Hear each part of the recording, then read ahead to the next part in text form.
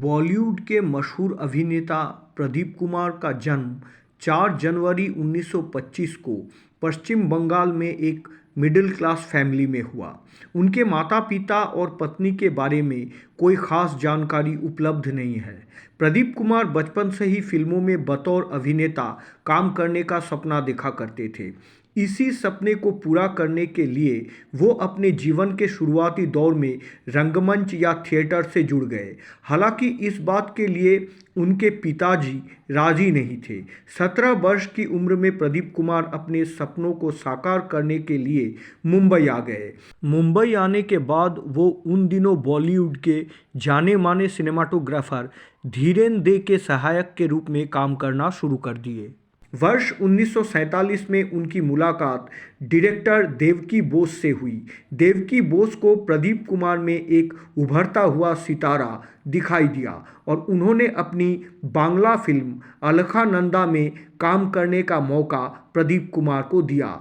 इस फिल्म के जरिए प्रदीप कुमार बतौर एक्टर पहचान बनाने में भले ही सफल नहीं हुए, लेकिन एक अभिनेता के रूप में उन्होंने सिने करियर के सफ़र की शुरुआत कर दी। इसी बीच प्रदीप कुमार ने एक और बंगाली मूवी भूली नाई में एक्टिंग किया। फिल्म भूली नाई ने बॉक्स ऑफिस पर अपनी सिल्वर जुबली पूरी की। इसके बाद प्रदीप कुमार ने हिंदी फिल्मों की ओर भी अपना रुख कर लिया। साल 1946 से साल 1952 तक प्रदीप कुमार फिल्म इंडस्ट्री में अपनी जगह बनाने के लिए संघर्ष करते रहे। प्रदीप कुमार में फिल्मों में बतौर अभिनेता बनने का नशा कुछ इस कदर छाया हुआ था कि उन्होंने हिंदी और उर्दू भाषा की तालीम हासिल करनी शुरू कर दी। फिल्म अलखानंदा के बाद उन्हें जो भी भूमिका मिली वो उसे स्वीकार करते चले गए। इस बीच उन्होंने कृष्ण लीला, स्वामी, विष्णुप्रिया, सोंधाबेला रूपकथा जैसे कई फिल्मों में अभिनय किया, लेकिन इनमें से कोई भी फिल्म बॉक्स ऑफिस पर सफल नहीं हुई। वर्ष 1952 में प्रदर्शित फिल्म आनंद मठ में प्रदीप कुमार पहली बार लीड रोल या मुख्य अभिनेता की भूमिका में दिखाई दिए। हालांकि इस फिल्म में पृथ्वीराज कपूर जैसे दिग्गज अभिनेता भी थे, फिर भी प्रदीप कुमार पृथ्वीराज कपूर की उपस्थिति में भी दर्शकों के बीच अपने अभिनय की छाप छोड़ने में कामयाब रहे।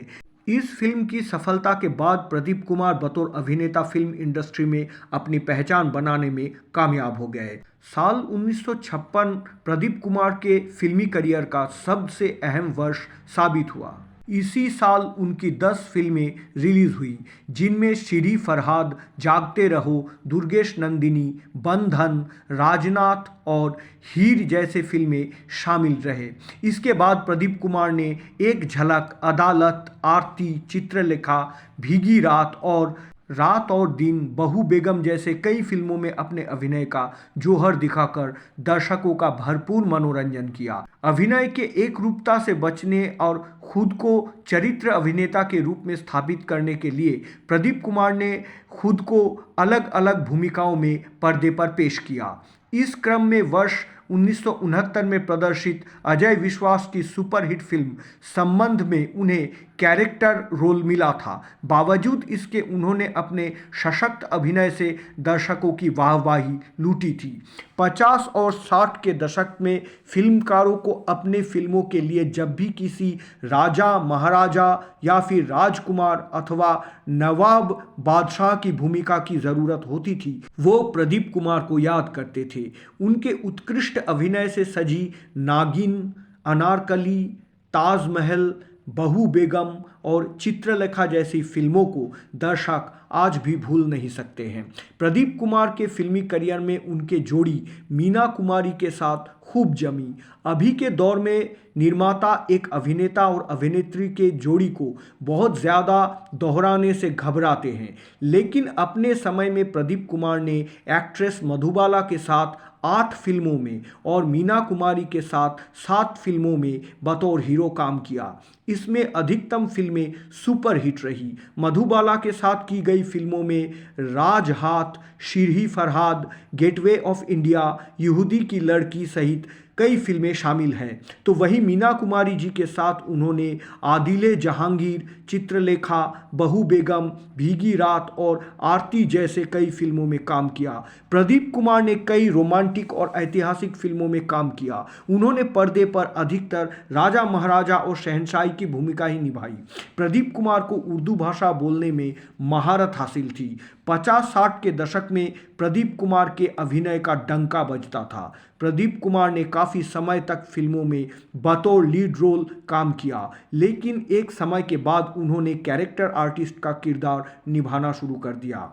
एक चरित्र अभिनेता के रूप में प्रदीप कुमार ने महबूब की मेहंदी, समझौता, दो अनजाने, धर्मवीर, खट्टा मीठा, क्रांति, रज़िया सुल्तान, दुनिया, मेरा धर्म, वारिश जैसी कई सुपरहिट फिल्मों के जरिए दर्शकों का दिल पर राज किया। रैमसे ब्रदर्स की सुपरहिट हॉरर फिल्म पुराना मंदिर में ठाकुर रणवीर सिंह के किरदार में प्रदीप कुमार की ज़बरदस्त अदाकारी को फिल्म प्रेमी हमेशा याद रखेंगे। ये हवेली देख रहे हो? ये हवेली हमारे खानदान की खुशियों पर एक ऐसा बदनुमा दाग है जिसे हम खून पर खून बहाकर भी धुला न सके। इस हवेली से ताल्लुक रखने वाली हर माँ, हर बेटी अपने पहले बच्चे की जन्म पर ही दर्दनाक मौत का शिकार बनती रही है। प्रदीप कुमार को फिल्मी पर्दे पर जितना अधिक प्यार मिला, उनका निजी जीवन उतना ही दुख भरा रहा। उनके बच्चों ने उन्हें लकवे के हालत में अकेला छोड़ दिया था। बच्चों के द्वारा छोड़े जाने के गम में प्रदीप कुमार अक्सर खामोश रहते थे। एक बातचीत में खुद प्रदीप कुमार ने अपने बीते दिनों को याद किया और अपने घर परिवार के बारे में भी बताए थे। उन्होंने बताए थे कि उनकी पत्नी गुजर चुकी, उनकी तीनों बेटियां बीना, रीना, मीना और बेटा देवी प्रसाद में से कोई भी उनकी पत्नी के निधन के बाद कभी उनसे मिलने तक नहीं आया। लकवे की हालत में जूझ रहे प्रदीप कुमार की ज़िंदगी में एक ऐसा समय भी आया जब बीमारी के हालत में उनके पास रहने का भी कोई ठिकाना नहीं था। उस समय कोलकाता के एक बड़े व्यापारी ने उन्हें अपने रामायण रोड स्थित जनक बिल्डिंग के अपने एक फ्लैट में सहारा दिया। प्रदीप कुंदलिया ने उनकी देखरेख के लिए सागर चौधरी नाम के एक लड़के को वहां रखा हुआ था, जो दिन रात बीमारी के हालत में प्रदीप कुमार जी की सेवा करता था। लगभग 4 दशक तक अपने सशक्त अभिनय से दर्शकों के बीच खास पहचान बनाने वाले अभिनेता प्रदीप कुमार 27 अक्टूबर साल 2001 को इस दुनिया को अलविदा कह गए। आनंद एंटरटेनमेंट परिवार के तरफ से इस महान अभिनेता को श्रद्धा, नमन और सलाम अर्पित किया जाता है।